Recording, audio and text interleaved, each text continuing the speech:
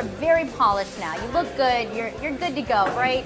But you were like a punk rock kid. If you look at pictures of you back in the day, you've got. If you pulled up the sleeves, you have a tattoo. I have a tattoo. You got a tattoo. I mean, you've had to really learn how to manage a company. Anything that you've learned that's really helped you that you wish you could tell your young Jack Dorsey kind of tattooed dude with the great hair. I would not go away from that. I'm still a punk. What was amazing to me about the punk scene and why I got into it is because there was this confidence of I'm not going to go off and be shy about learning how to be a musician.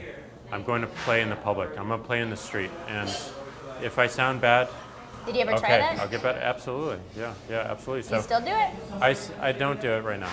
I would like to. I would like to get back to it. But the punk scene was the scene where like people would get up on stage and they would just play and they were terrible. They were absolutely terrible. And then you saw them next week and they're a little bit better. And then you saw them the next week and they're a little bit better. And you saw them in a year and they were the Ramones.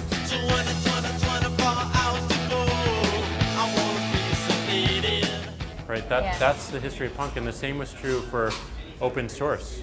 People would write code and it was terrible. And they'd write it again and it was terrible. And a year from then, it was Linux. And now it's running the majority of every system out there today for free. So I think that the biggest thing is like really put yourself out there in a confident way and learn as quickly as possible. And that's what I took from punk and that's why I'll never stop being a punk. I think the attitude is fantastic.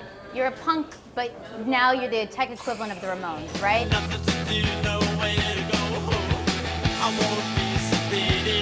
So I don't know about that. And let's just put that out there, right? So you have a lot of people telling you you're doing great, yes, and all this stuff. And when you're young in this, you have to fight, and that brings out a certain scrappiness. It's never getting comfortable. It's making sure that we always are questioning ourselves, and we're always fighting. Like if we feel like we're not fighting, we're not doing anything interesting.